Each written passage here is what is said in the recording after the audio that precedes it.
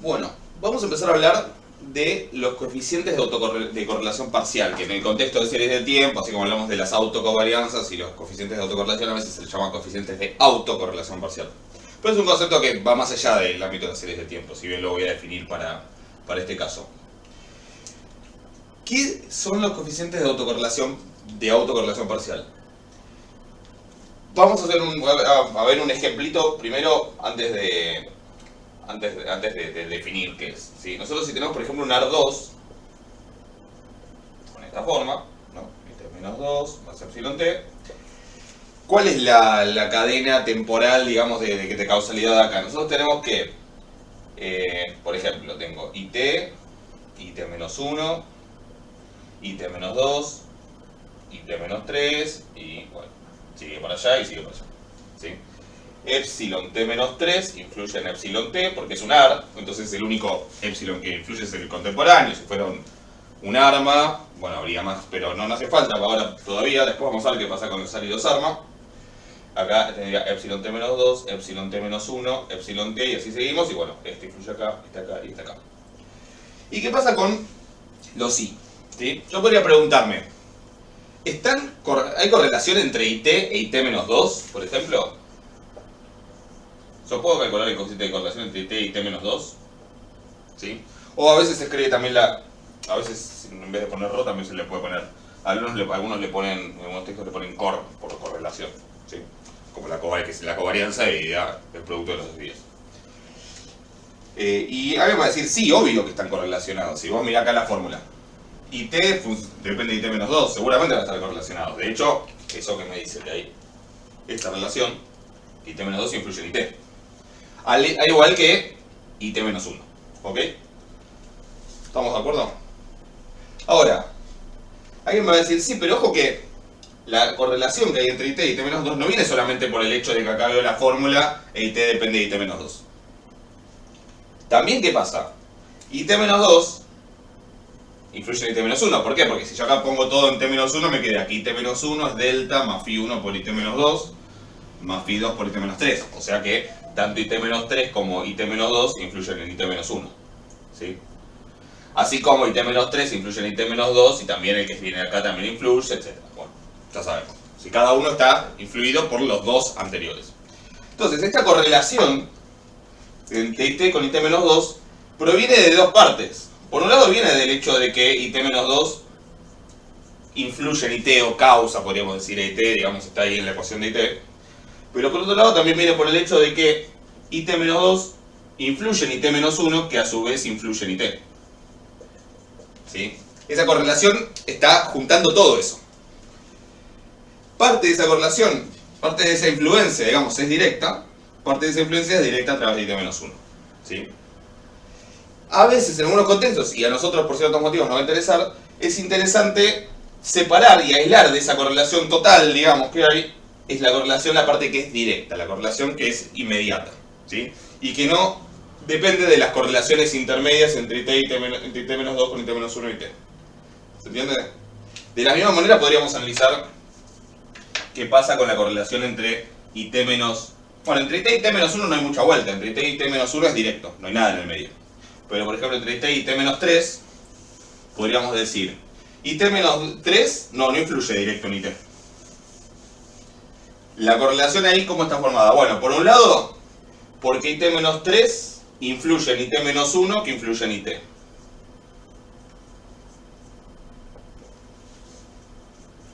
Por otro lado, porque IT menos 3 influye en IT menos 2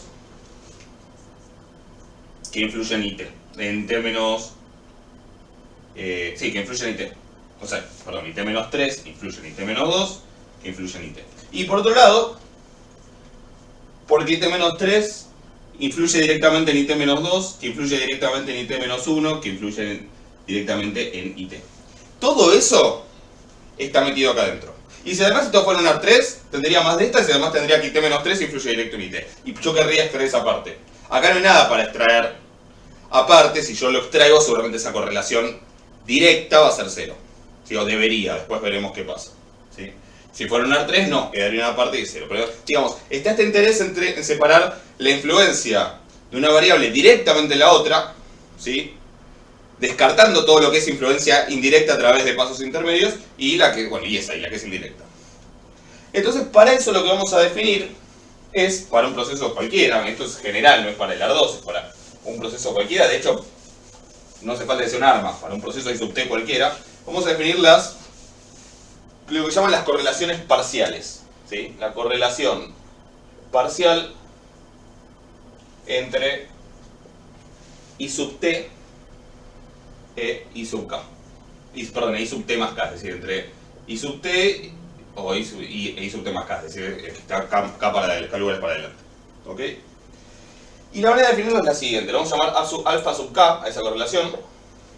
Sería alfa sub k de t, sí, para un proceso en general, pero para un proceso estacionario, esas correlaciones no van a depender de t y le podemos llamar directamente alfa sub k. O sea que supongamos I sub t estacionario, para no tener que complicar más la definición. ¿Sí? Entonces, ¿cómo hacer esa correlación parcial entre I sub t y sub t más k? Bueno, va a ser la correlación entre dos cosas. Por un lado, yo voy a escribir esto, ahora lo aclaro. Va a ser I sub t más k, estimador óptimo, IT más 1, IT más k menos 1. Ahora les aclaro la definición, coma, y la otra cosa es IT menos estimador óptimo de IT en función de IT más 1 y IT más k menos 1. Esa es la definición. Es una correlación entre esta cosa, entre esta variable aleatoria y esta variable aleatoria que paso a explicar qué significa. Lo que nosotros tenemos acá es IT más 1, IT más k. IT más k menos 1 podría ponerlo, es el anterior, e IT más k. Si yo quiero medir la influencia directa de IT en IT más k, lo que tengo que hacer es de alguna manera descartar todas las influencias que haya en el medio de las relaciones que hay entre estos, o sea que son las que están dadas por todas estas variables intermedias. ¿Sí? La manera de sacar esa influencia es básicamente a la variable IT más k, lo que le voy a restar es todo lo que le aportan todas estas que están en el medio. ¿Y cómo se lo saco? Se lo saco restándole el predictor óptimo para IT más k basado en IT más 1 a IT más k menos 1. Es decir, basada en estas. No cuento IT y no cuento IT más k, obviamente. ¿Sí? Es decir, ese predictor óptimo de IT más k basado en estas variables del medio, por eso pongo IT más 1 y IT más k menos 1, contiene toda esa información de esas relaciones intermedias. ¿Sí? Al restarlo, esta nueva variable que me queda contiene de alguna manera la relación directa entre IT y IT más k. Lo mismo hago con IT. A IT le resto el predictor en todas estas variables. Por ahí les parece raro esto de predecir hacia con valores del futuro, pero la definición es posible. ¿Sí? Por ahí es contraintuitivo, pero se puede predecir con variables del futuro. Son otras variables, o sea que no hay problema.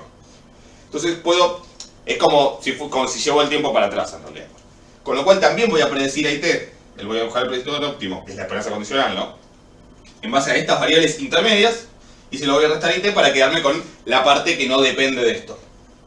Finalmente, ¿qué hago? El coeficiente de correlación entre esas dos cosas. Y eso se define como la correlación parcial. Después, cuando hagamos las cuentas, vamos a ver que esto funciona como uno espera. ¿Sí? O como debería. Pero esa es la definición.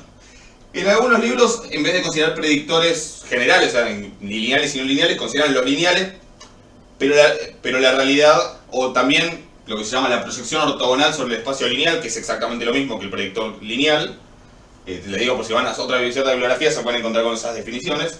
Pero en el caso de los procesos ARMA, que son lineales, siempre el predictor óptimo es lineal, termina siendo lineal, aunque yo considere los no lineales, como las cuentas que estuvimos haciendo en algunas clases anteriores, que por más que yo consideraba todos, después siempre la expresión del predictor óptimo quedaba lineal.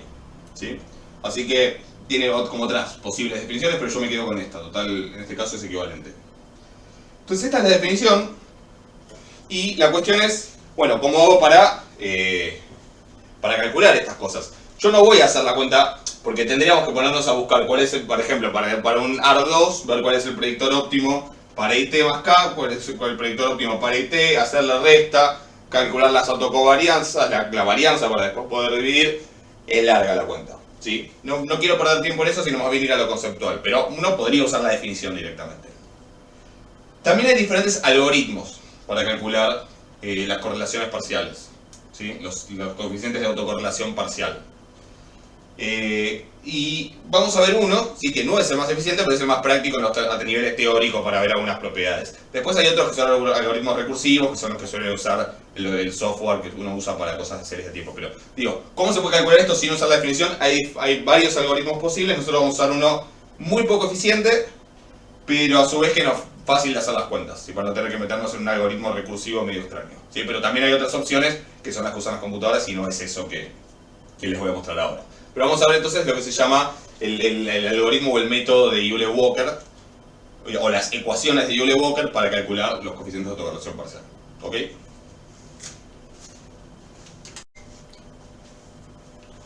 Bueno, vamos a hablar de las ecuaciones de Euler-Walker, que no son las condiciones de Euler-Walker, es otra cosa, que básicamente son unas ecuaciones que permiten relacionar la función de autocorrelación parcial, o sea, las autocorrelaciones parciales, con las autocorrelaciones comunes, ¿no? Con los ρ, ¿sí?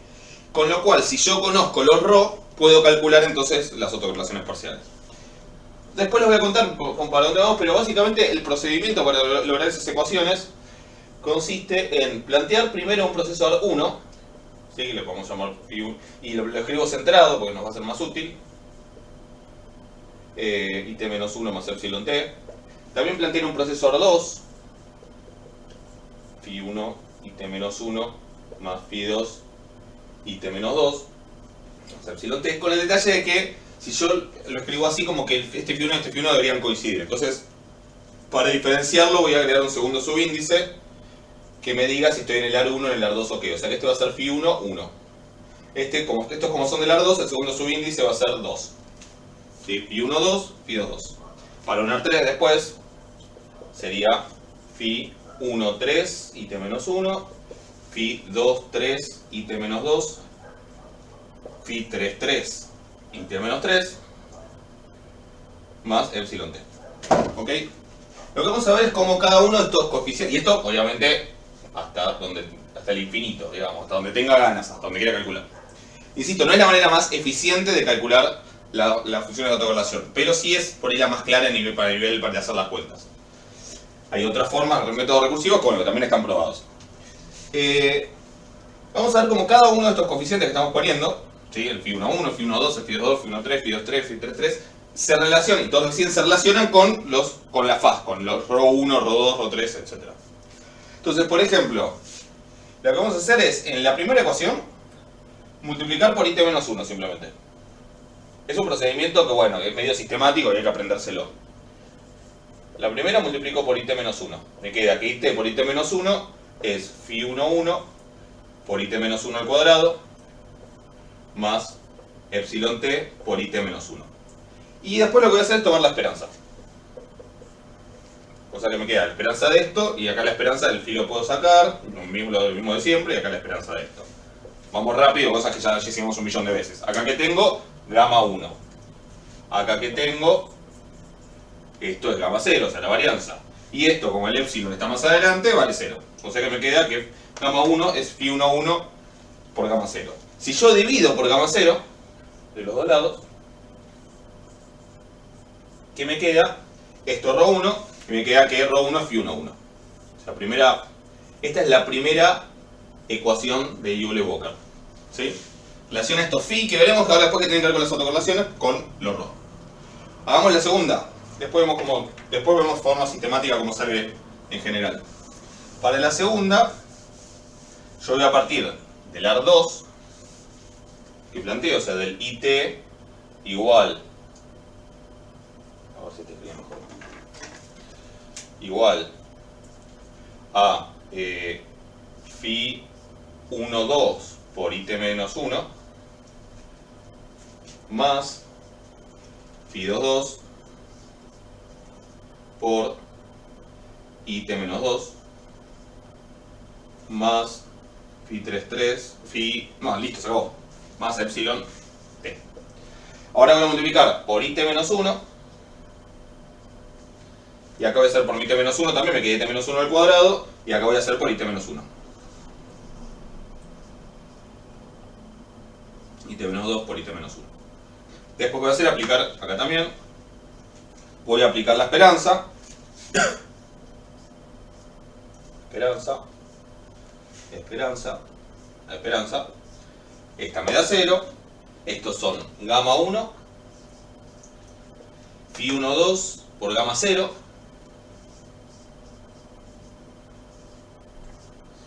Y phi 2, 2 por gamma 1 de vuelta, porque es IT menos 2 con IT menos 1. Y podría ser gamma menos 1, según como lo miro, pero no importa, sabemos que es lo mismo y este da 0. Si hago lo mismo, lo voy a hacer rápido, si hago lo mismo pero multiplicando, si hago la esperanza de IT por IT menos 2, siempre estando en el AR2, me queda, acá multiplico por IT menos 2 y tomo esperanza. Entonces me queda IT menos 2 por IT menos 1, hay una diferencia y va a quedar gamma 1. O sea, phi 1, 2, che, no anda ninguno. Phi 1, 2 por gamma 1. ¿Sí? Y esto es gamma 2.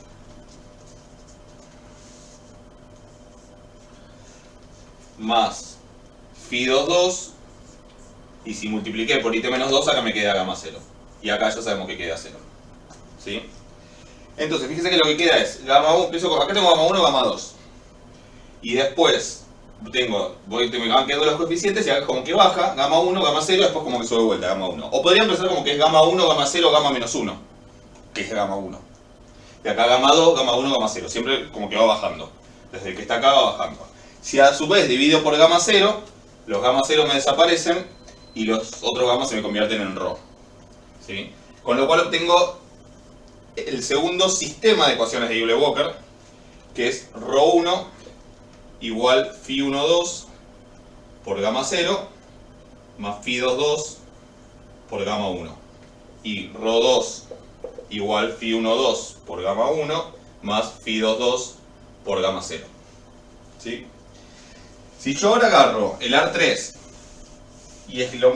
y busco gamma 1, gamma 2 y gamma 3, es decir, multiplico por IT menos 1, por IT menos 2, por IT menos 3 y tomo esperanza, me aparece este sistema. Y después seguido por gamma, que tiene ρ1, ρ2, ρ3. Y acá va a tener los phi 1, 3. Acá va a tener los phi 2, 3. Y acá va a tener los phi 3, 3. Esto si quieren háganlo para sentar ideas, pero es el esquema, va a ser el mismo esquema que ya les dije. Quedan los phi y los coeficientes que me quedan es el ρ1 que va bajando. Acá va ρ0, que es 1. Acá va ρ menos 1, que es lo mismo que ρ1. Y acá va ρ menos 2, que es lo mismo que ρ2. Acá voy desde ρ2, voy bajando. Piensen que va a ir acá. Yo lo escribo, pero piensen. ρ1. Sigo bajando, ρ0, o sea que vale 1. ρ menos 1, o sea que ρ1. Y acá, ρ3, ρ2, ρ1, ρ0.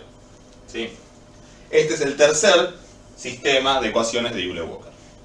¿Sí? Que además lo puedo escribir matricialmente, si se fijan.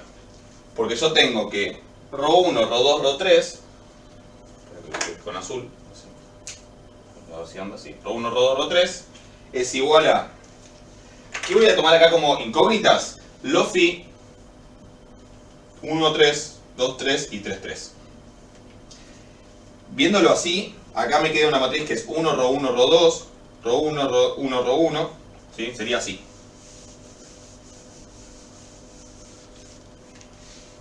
O sea, esto es un solo igual. Acá me queda 1, ρ1, r2, r1, 1, r2, r2, r1, 1. De hecho es bastante fácil la estructura de la matriz. Si chequean, es 1 en la diagonal, abajo y arriba r1, abajo y arriba ρ2. Y si esto siguiera, acá tendría ρ3, acá también, etc. ¿Sí? Fíjense a ver si entienden la forma. Y esto es phi 1, 3, phi 2, 3, phi 3, 3. Si yo resolviera este sistema, podría encontrar, estos serían los términos independientes, y podría encontrar el phi 1, 3, el phi 2, 3 y el phi 3, 3 si los quiero escribir en términos de ρ. ¿Sí? O sea, a partir de estas ecuaciones, yo puedo escribir a cada uno de estos coeficientes en función de ρ. Por ejemplo, acá es fácil, phi 1, 1 es ρ1. ¿Sí? Y ya está.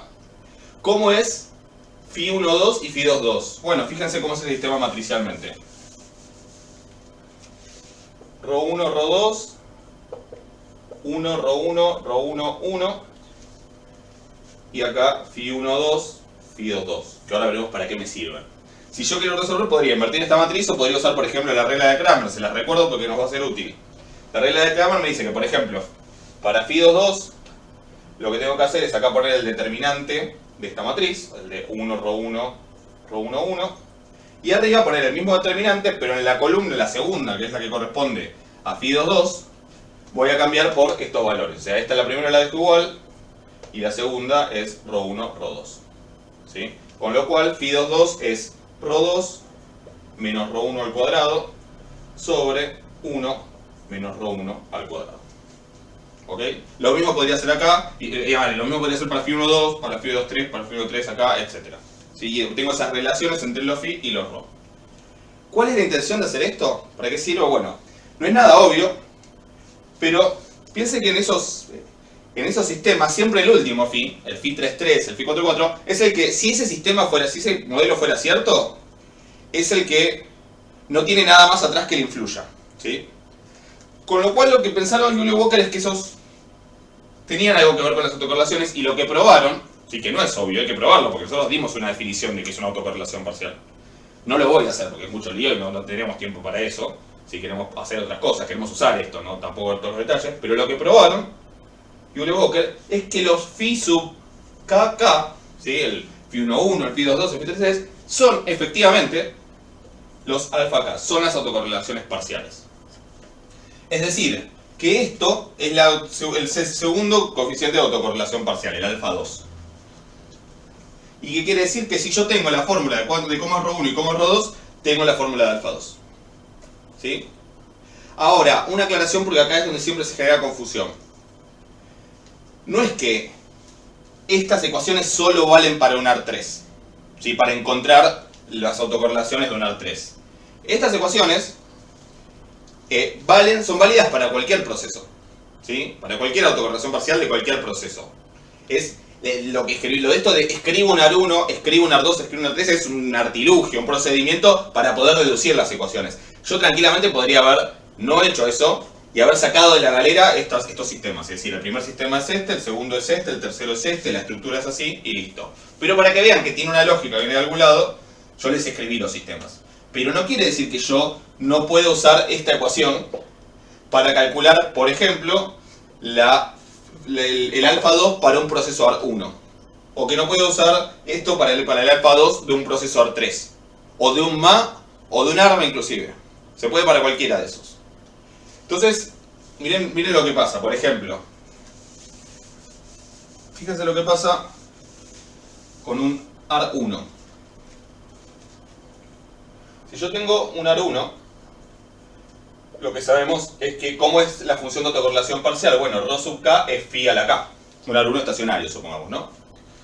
Entonces, ¿cómo va a ser el alfa 1 para, o sea que sería el phi1,1 para un AR1? Bueno, uso la primera ecuación de Euler-Walker que me dice que el phi1,1 o el alfa 1, que es lo mismo, es simplemente rho 1. O sea que el alfa 1 es rho 1. ¿Cuánto es rho 1? Phi. ¿Cómo es el alfa 2? O el phi2,2, que sería esta ecuación. Fíjense que yo no calculé el phi1,2 precisamente porque sabía que no lo iba a usar. Si quieren lo podrían calcular, pero no nos sirve para nada. Por eso yo lo que hice la cuenta fue del phi2,2. Entonces, ¿cómo es el alfa 2? Bueno, fíjense. Rho 2 es phi al cuadrado, ¿no? Phi a la 2. Menos rho 1 al cuadrado, o sea, menos rho 1. Rho 1 es phi. Y eso lo elevó al cuadrado. Sobre 1 menos phi al cuadrado. ¿Cuánto da esto? 0.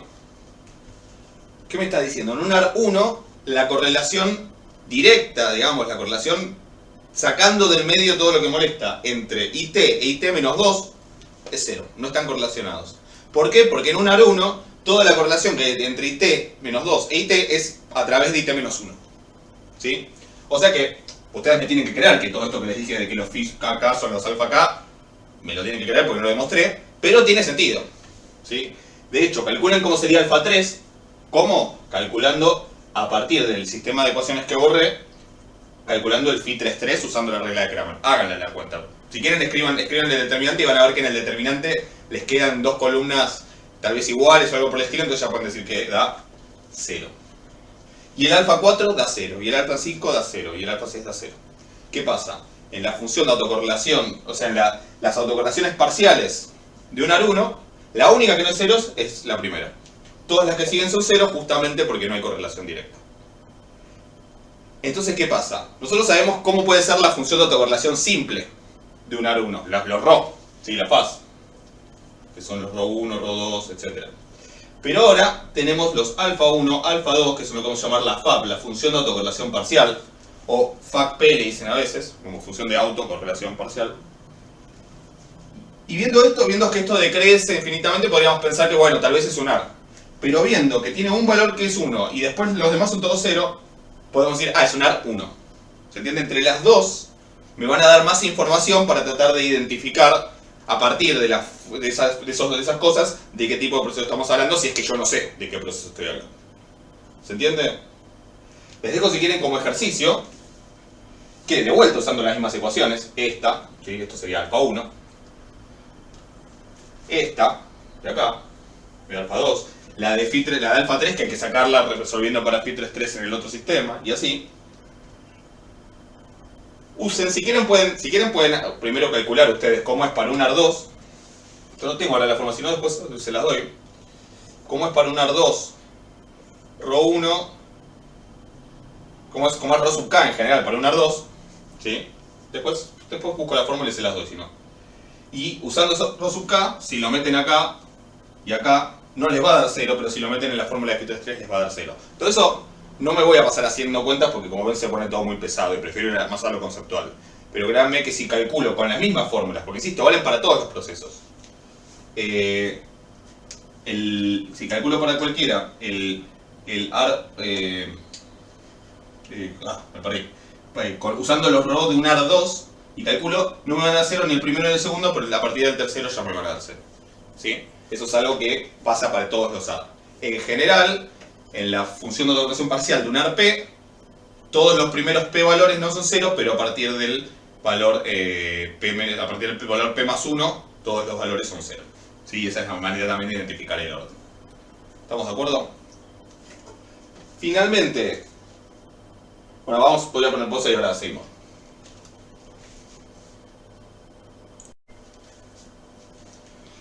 Vamos a ver qué pasa con la función de autocorrelación parcial de un MA1. Bueno, para ver, después vamos a generalizar a qué pasa con los MA y con los AR en general, pero para ver el MA1. Ya dijimos que para los AR, la función de autocorrelación parcial tiene tantos valores, en principio no nulos, tal vez podría ser que algunos sea 0 en medio, pero digamos, hasta el orden P puede pasar cualquier cosa. ¿Sí? En general, normalmente son todos valores de 0, aunque se me ocurre algún caso que alguno podría ser 0. Pero digamos, hasta el P no son 0. El P no es 0 seguro, si es una P.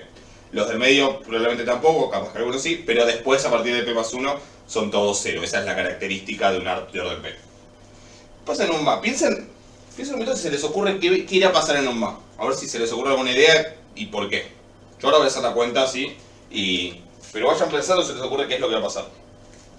Mientras tanto les cuento que me fijé, esta formulita que les dije antes que se las buscaba, por si no tienen que hacer toda la cuenta, para que puedan ver que efectivamente en un AR2, alfa 1 no es 0, alfa 2 no es 0, y alfa 3 en adelante, alfa 3 es 0, y bueno, las que siguen también, pero generalizarlo es difícil, se los digo como para que hagan estos tres nada más, que ya es bastante cuenta. Lo que pueden usar son las fórmulas que vimos antes, los sistemas de ecuaciones de Euler-Walker, y me chequeé que ρ1 es phi1 sobre 1 menos phi2. No sé si habíamos hecho esta cuenta alguna vez. No sé si la habíamos terminado. Y ρ2 es phi1 cuadrado más 1 menos phi2 por phi2 sobre 1 menos phi2. ¿Sí? Con esas fórmulas, metiéndolas, obviamente alfa 1 va a ser esto, porque alfa 1 coincide con ρ1. Alfa 2 tengo que usar la fórmula que encontramos recién y meter estas dos cosas que, bueno, va a ser bastante cuentoso, y alfa 3 lo mismo, y lo interesante de alfa 3 es ver que ahí sí da 0. No sé, fíjense a ver si le sale. Para el MA, ¿sí? Lo que voy a usar, para el MA1 lo que vamos a recordar es que ρ1 no es 0, y la cuenta creo que alguna vez la hicimos, si no háganla, da menos tita sobre 1 más tita al cuadrado. ¿Sí? Y de k igual a 2 en adelante, como es un más 1, los valores de la función de autocorrelación simple, los ρ, valen todos 0. ¿Sí? Eso se lo habíamos charlado hace bastante. Lo mismo que le pasa a los gamma. Si voy a borrar esta fórmula, así que paren, anótensela, yo la borro. Igual pueden retroceder si no llegan. Eso pasa en un más. Entonces recordemos las fórmulas lo que teníamos. Primero, alfa 1 es lo mismo que ρ1. O sea que alfa 1 es menos tita sobre 1 más tita cuadrado. Ahí no hay mucha vuelta. Vamos a ver qué pasa con alfa 2. Si con alfa 2 hay que hacer un poco más de cuenta. Pero lo que sí hemos visto recién es que alfa 2 siempre es para cualquiera. Insisto, no es solo para el AR2. Para cualquier proceso, alfa 2 es ρ2 menos ρ1 al cuadrado, es la cuenta que hicimos recién, sobre 1 menos ρ1 al cuadrado. ¿Sí? Así que hay que hacer esa cuenta. Entonces vamos a ver. ρ2 es 0 en un más 2. Así que tengo 0 menos ρ1 al cuadrado, o sea, menos tita sobre 1 más tita al cuadrado, sobre 1 menos ρ1 al cuadrado, de vuelta, menos tita sobre 1 más tita al cuadrado, todo al cuadrado. ¿Sí? Si separo, esto es menos tita cuadrado sobre 1 más tita cuadrado al cuadrado, sobre 1 menos, el que menos se me ve obviamente, tita cuadrado sobre 1 más tita cuadrado al cuadrado. Si hago denominador común, acá en esta parte, acá me va a quedar 1 más tita cuadrado al cuadrado menos tita cuadrado y todo dividido por 1 más tita cuadrado al cuadrado. Pero eso que va a quedar dividiendo acá se me va a cancelar con este. Si quieren hagan todos los pasos, yo lo voy a hacer un poco más rápido porque ya me estoy cansando. Lo que me viene quedando es menos tita cuadrado sobre 1 más tita cuadrado al cuadrado, que se me va a cancelar, y abajo 1 más tita cuadrado al cuadrado menos tita cuadrado, bueno, y todo sobre 1 más tita cuadrado al cuadrado, que se me cancela con el de arriba, ¿sí? Con lo cual me queda menos tita cuadrado y abajo 1 más 2 tita cuadrado, pero que con este se resta y me queda tita cuadrado, y más tita a la cuarta. ¿Sí? Ese es alfa 2. No da 0. ¿Sí? No es como en el AR1 que a partir de 2 me da 0. No me da 0 en el alfa 2. Me da otra cosa. Seguramente más chica que alfa 1. ¿Por qué? Porque acá tita, a ver, si es un más 1 invertible, digamos, tita es menor a 1 en módulo, con lo cual acá tengo tita al cuadrado es más chico que tita, porque es 0, algo al cuadrado me da más chico, o sea que el denominador es más chico. Y el denominador tiene un término más, o sea que el denominador también el denominador es más grande. Tengo denominador más chico y denominador más grande, así que seguro eso sí o sí es más chico. ¿Sí? O sea, me da algo más chico, pero positivo. No, perdón, pero negativo en realidad. ¿Sí? ¿Qué pasa con alfa 3? No voy a hacer toda la cuenta, pero les digo cómo hacerlo. El alfa 3 recuerden que es el phi 3,3 de las ecuaciones de Euler-Walker. ¿Cómo sería la ecuación acá? Bueno, sería... Habíamos escrito el sistema. ρ1, ρ2, ρ3, ¿sí?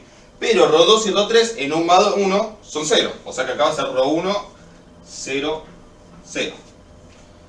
¿Sí? Y después acá teníamos 1 en la diagonal, ρ1 abajo y arriba. Y acá teníamos ρ2 y ρ2, pero esos son 0 en el caso de un más 1. Digo, esto no es el sistema de ecuaciones de Euler-Walker, ni la fórmula que voy a poner acá es general para alfa 3. Es solo en este caso del más 1 que tengo bastantes ceros. ¿Sí? Acá tenemos phi 1, 3, phi 2, 3, phi 3, 3. Cuando escribo phi 3, 3, fíjense que lo puedo hacer así con la regla de Cramer. La parte de abajo es el determinante de esta matriz. ¿Sí? De 1, ρ1, 0, ρ1, 1, ρ1, 0, ρ1, 1. Y la parte de arriba es lo mismo, 1, ρ1, 0, ρ1, 1, ρ1, no me entra todo. Y acá, en la fila de acá, la tercera, que es la que corresponde a phi 3, 3 en el sistema, en vez de esto voy a poner ρ1, 0, 0. Bueno, hagan los determinantes, son fáciles porque tienen muchos ceros. Yo les digo que da al final esto. Da... A ver si lo tengo por acá. Sí. Da ρ1 al cubo. ¿Sí? ρ1 al cubo. O sea, phi 3, 3 es ρ1 al cubo sobre 1 menos 2 ρ1 al cuadrado. ¿sí?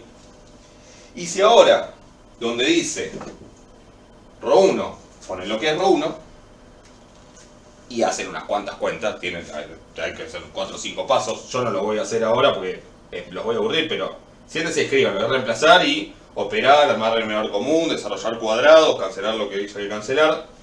Resulta que esto da, y es interesante la fórmula, menos tita cubo sobre 1 más tita cuadrado más tita a la cuarta más tita a la sexta. Y fíjense si nos van encontrando un patrón. Menos tita sobre 1 más tita cuadrado. Menos tita cuadrado sobre 1 más tita cuadrado más tita cuarta. Menos tita cubo sobre 1 más tita cuadrado más tita cuarta más tita sexta. Se van a dar cuenta. De vuelta acá con el mismo razonamiento veo que este es más chico. Pero no da 0. Y si me creen que esta fórmula sigue, es decir, que el que sigue es menos tita a la cuarta sobre 1 más tita cuadrado más tita cuarta más tita a la sexta más tita a la 8, la octava, y así, y entonces siempre siguen bajando, lo que se van a convencer es que, como tita no es 0, porque si no, no sería más 1, los alfa nunca dan 0. O sea, en este caso, los alfa acá nunca van a ser 0. Van a ir decreciendo rápido, porque eso va a decrecer exponencialmente, o más exponencialmente, pero sin embargo, nunca se anulan. ¿Sí? ¿Alguien se imaginó que esto podía pasar, que esto podía ser así? Bueno, después, no sé, díganmelo en los comentarios, como dicen los youtubers. Denle like y suscríbanse al canal. No, pero, o sea, no sé si lo imaginaron. Y ahora que lo vimos, que en este caso en el MA1 nunca se hace 0, ¿alguien se imagina por qué puede ser esto? Tiene una explicación, o por lo menos una intuición. No se pasa porque pasa, efectivamente lo que pasa, pero hay una explicación intuitiva para esto. El MA1 es esto.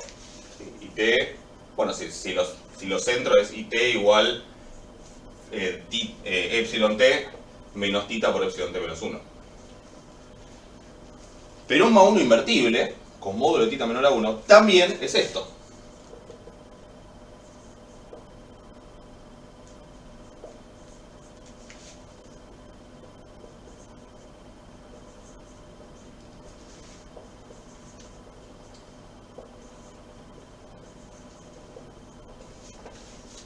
Y esto sigue al infinito. O sea que todos, el t-1, el t-2, el t-3, el t-4, el t-5, el t-6, todos influyen directamente en I sub t. O sea, si yo tuviera que escribir el esquema de esto, tendría que llegar infinitas flechas a I sub t desde todos los I anteriores. O sea que todos influyen algo directamente. Obviamente, como el tita a la K se va haciendo cada vez más chico, influyen cada vez menos. Por eso es que los alfa acaban decreciendo, pero todos influyen directamente. Por eso no solo en los MA1, sino en los MA de orden Q y en los ARMA, siempre que hablamos de procesos invertibles, que bueno, si no también sería, porque igual influiría, pero para pensarlo fácil siempre conviene pensar que es invertible para que todo tenga sentido. Por eso es que en los MA y en los ARMA, la función de correlación parcial nunca se corta. ¿Sí? Mientras que en los AR sí se corta a partir del orden P. Es decir, se hace 0, se anula a partir del orden P más 1. ¿Se entiende? Vamos a resumir un poquito entonces qué se puede observar en la FAB y la FAS de un AR, en la FAB y la FAS de un MA, y en la FAB y la FAS de un ARMA, qué es lo que los caracteriza. Porque la FAB y la FAS, estimadas cuando tengamos una serie de tiempo, van a ser la herramienta, la principal herramienta a la hora de intentar identificar un proceso en base a la serie. ¿Sí? Que es lo que vamos a hablar cuando hablemos ahora cuando hablemos de la metodología de Box-Jenkins. ¿Sí? Pero digamos, tiene sentido, justamente por esto de que la invertibilidad me termina dando siempre un AR de orden infinito, tanto en los MA como en los ARMA, que la función de correlación parcial en los MA y en los ARMA nunca se anula. Porque todos, a la distancia, aunque sea un cachitito, están influyendo. ¿Estamos de acuerdo? Entonces vamos a resumir un poco esto que dije. Bueno, vamos a hablar de los MA, los AR y los ARMA, qué es lo que se encuentra, qué es lo que uno ve si grafica los valores de la fase y de la FAB en lo que se llama un correlograma. El correlograma es eso, es un gráfico donde en cada uno de los, para K igual a 1, K igual a 2, K igual a 3, yo grafico el valor de la fase y de la FAB. ¿Sí? En los MA habíamos hablado de que en la función de autocorrelación simple, los ρ, hay tantos valores no nulos como el orden Q y después se corta. Y en general esos valores no siguen un patrón, O sea, hay fórmulas obviamente por cada caso, pero no es que sigan un patrón exponencial o algo por el estilo. Entonces vamos a tener un valor, 2, qué sé yo, 3, lo que sea, puntos suspensivos, digamos, en algún lugar, en orden Q, acá está el orden Q, este no va a ser 0, obviamente, bueno, nunca puede ser más que 1, o que menos 1, que es lo que estoy marcando ahí en el eje vertical, y después básicamente a partir de acá van a ser todos 0, ¿sí? Eso en la faz. Sin embargo, por lo que hablamos recién, al ser también equivalentes a arcs de orden infinito, la función de autocorrelación parcial nunca se va a anular porque todas las autocorrelaciones parciales tienen un valor positivo, digamos, no nulo, aunque sea muy grande. Y de hecho, por lo que vimos, por ejemplo, en el MA1 daban todas negativas, ¿sí? Por ejemplo, si esto fuera un MA1 sería así, con un decrecimiento exponencial. Siempre eso a veces se marca así con puntos suspensivos. Pero nunca se hace 0, ¿sí? Sino que es como que se va tendiendo a 0. En un MA2 o de mayor orden, en general podrían aparecer algunos otros patrones, pero siempre con un decrecimiento exponencial. Incluso si hay oscilaciones podría estar amortiguado, ¿sí? Es decir, en un MA, función de autocorrelación simple que se corta, función de autocorrelación parcial que no se corta. ¿Qué puede pasar en un AR? Lo contrario. Digo, es como, ven que hay como una dualidad, como que lo que le pasa a la faz en el AR es lo que le pasa a la FAB en el MA y viceversa. Entonces, la faz del AR habíamos dicho que ahí nunca se anulaba. Había decrecimiento exponencial, sí, podía haber oscilaciones. Hagamos por ejemplo uno con oscilaciones para que sea, como para que exista el caso. Ahí, ahí, ahí, o sea como una sinusoide, pero amortiguado. Es decir, que tiende a 0 con decrecimiento exponencial. ¿Sí? Como las soluciones de las ecuaciones diferenciales y en diferencias que habrán visto en su momento. Pero nunca se corta, ¿sí? Mientras que en un AR hay P valores que pueden ser cualquier cosa, ¿sí? Puntos suspensivos, pero en el orden P, sea cual sea, ahí tengo algo y todos los que le siguen valen 0. Exactamente lo contrario de lo que pasa en un MA. ¿Estamos de acuerdo? Donde de vuelta, en donde se corta en la FAB en el caso del AR y en la faz en el caso del MA, me indica el orden. ¿Qué va a pasar en los ARMA? Bueno, habíamos visto que los ARMA, como tenían una componente AR, eso hacía que cuando uno escribía las ecuaciones en diferencias que me daban la fórmula general de la faz de los ROCA, eso nunca se anulaba. Tendía a 0, pero no se anulaba. O sea que me puede pasar cualquiera de las cosas en la faz de un ARMA, me puede pasar en general las cosas que pasan en la faz de un AR. Puede haber oscilación, puede haber decrecimiento exponencial, etc. Pero, sí, por ejemplo, así. Pero en teoría, el término MA, ¿sí? Esto va decreciendo y nunca es el 0, pero el término MA me generaba como una interferencia en las ecuaciones de los primeros RO que hacían que los primeros valores no necesariamente tuvieran que seguir este patrón y que pudieran ser medio cualquier cosa, medio arbitrario. ¿Hasta dónde? Hasta el orden de la parte MA, hasta el orden Q. ¿Sí? No lo voy a probar, pero lo que sí es intuitivo, creo, es que la FAB de un ARMA nunca se corta justamente por tener una parte MA y porque al invertirlo me queda un AR infinito. Pero también pasa que uno va a tener, por ejemplo, un comportamiento típico de la FAB de un MA, por ejemplo así, salvo una pequeña cantidad de valores, una cantidad de valores al principio, que pueden ser cualquier cosa. ¿Hasta dónde? Hasta el orden P. ¿Sí? Entonces, ¿qué sabemos de los ARMA? Fundamental, ni la FAS ni la FAB se cortan, sino que decrecen exponencialmente. Y además puede haber en los primeros valores como una interferencia, digamos, que hace que no sigan el mismo patrón que sigue el resto de la función de autocorrelación, que en la FAS se dan los primeros Q valores y en la FAB se dan los primeros P valores. Todo eso es la teoría. La práctica es muy difícil, la mayoría de las veces, darse cuenta cuántos acá no caen en el patrón y cuántos sí, porque a veces ni el patrón es tan claro. En un modelo teórico, donde nosotros trabajamos con un modelo que efectivamente es un AR de orden P con tal phi, sí, con un ARMA de orden PQ, y lo grafico, posiblemente se vea. Posiblemente, no necesariamente, ¿sí? Pero en teoría esto hay que saberlo, ¿sí? Después en la práctica muchas veces es difícil ver el tema del orden acá. Pero lo que sí muchas veces se ve es simplemente al ver que ninguna de las dos claramente se corta de golpe, que es un arma. Y después lo del orden se va tanteando. Como con la metodología de Boggs-Jenkins que les voy a explicar ahora, ¿sí? Pero esta es la caracterización básicamente de la FAS y la FAB de cada uno de los procesos. Y es lo que explica básicamente por qué estuvimos hablando de lo que estuvimos hablando hasta ahora. Porque saber esto es importante para uno de los pasos de lo que vamos, del proceso que vamos a mencionar ahora, ¿sí? Pero este es como el resumen de eso. Y me quedó bastante prolijo. Para ser yo, está muy bien. Pero bueno, estoy como orgulloso de que no quedó tan horrible. Así que bueno, si hay alguna duda, obviamente después me consultan. Vamos a, para cerrar entonces, hablar un poco de esta metodología de Boggs-Jenkins y para qué me sirve, ¿ok?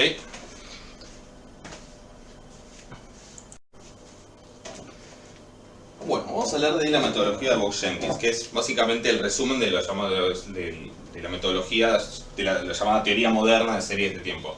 Yo no hablé de esto, pero existía antes, existe lo que se llama una teoría clásica de series de tiempo, que básicamente lo que hace es separar a una serie en su tendencia, su ciclo y otras componentes determinísticas más una componente estocástica. Esta teoría tiene aplicaciones, tiene utilidades, pero creo que alrededor de la década del 70 o por ahí se desarrolló esta nueva teoría, esta nueva metodología que para predicciones a corto plazo resulta mucho más, muchas veces funciona mucho mejor y que tiene una serie de pasos, ¿sí?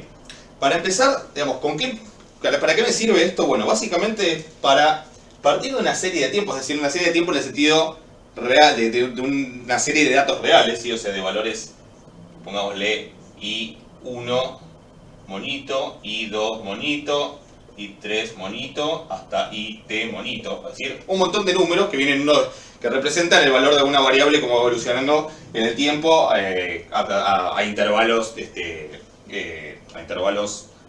constantes, digamos, como se dice, equidistantes, ¿sí? De tiempo. Y la idea es que no es que a mí la serie me viene con una remera acá que dice Arma 38, ¿sí? La serie es una serie, no sabe si es un Arma 38 o un MA2. Entonces la intención de esta metodología es lograr asignarle algún modelo de los de tipo Arma a esa serie, que probablemente no funcione. Uno no tiene por qué pensar que va a haber uno de esos modelos que exactamente vaya a representar el comportamiento de la serie, pero con que lo represente lo suficientemente bien, a los fines de, por ejemplo, hacer predicción, ya va a ser útil, ¿sí? Cuanto mejor ajuste, mejor. Pero, ojo que también hay lo que se llama el principio de parsimonia, ¿sí? Que básicamente lo que busca es equilibrar entre dos cuestiones. Ok, quiero un modelo que ajuste bien, que el modelo que yo elija represente lo mejor posible el comportamiento de la serie, pero no quiero tener que usar un arma 1532 para eso. ¿Por qué? Porque un arma 1532 tiene 15 parámetros más 32, y si tengo que estimar la varianza, uno más. O sea que tiene, no sé, un montón. Me metí con números muy complicados. Creo que 48. Y 48, si tengo 100 datos, me perdí la mitad de los datos, ¿sí? Obviamente que muchas veces uno trabaja con series larguísimas, pero no siempre. Entonces, tengo que por un lado tener un modelo que ajuste lo mejor posible, pero también que sea lo más simple posible, que sea lo más parsimonioso posible, en el sentido que tenga la menor cantidad de parámetros y de cosas a estimar, ¿sí? O sea que lo que se busca es crear es un equilibrio entre esas dos cuestiones. Una vez que yo logré agarrar a partir de la serie y dije, bueno, la serie es esto, la serie puedo suponer que sigue este proceso, ¿sí? 0,57, porque esto va a ser estimado, pongámosle por ejemplo.